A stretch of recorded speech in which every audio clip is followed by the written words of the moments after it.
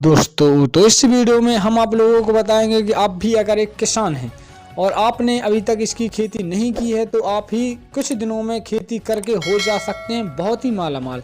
भारत में तेज़ी से बढ़ रही है इसकी डिमांड। जी हाँ दोस्तों, तो आप भी जो टेक्नोलॉजी है उसी के अनुसार आप खेती करें और आप भी किसान हैं और उसी के अनुसार टेक्नोलॉजी के अनुसार आप खेती करते हैं तो आप भी कई गुना मुनाफा कमा सकते हैं। और अगर आप पहले की अपेक्षा जो खेती किसानी पहले की अपेक्षा किसान जो परंपरागत खेती करते आ रहे हैं उसमें तो किसानों को लगातार नुकसान ही नुकसान होता है, लेकिन आप जो नए तकनीकी अनुसार खेती की जा रही हैं अगर उसके अनुसार आप खेती करते हैं तो आप किसानी में जो आम किसान की अपेक्षा हम उसमें 5 गुना ज़्यादा मुनाफा प्रति वर्ष कमा सकते हैं। तो चलिए दोस्तों, आप लोग मेरे वीडियो में लास्ट तक बने रहे।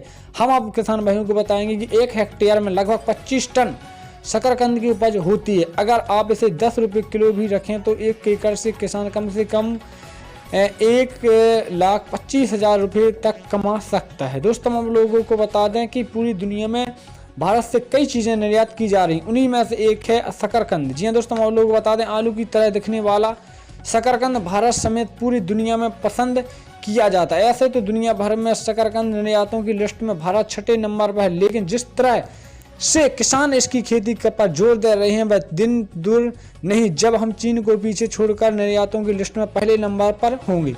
भारत के कई राज्यों में इसकी खेती जबरदस्त तरीके से की जा रही है और किसान इसकी फसल से मोटा मुनाफा भी कमा रहे हैं।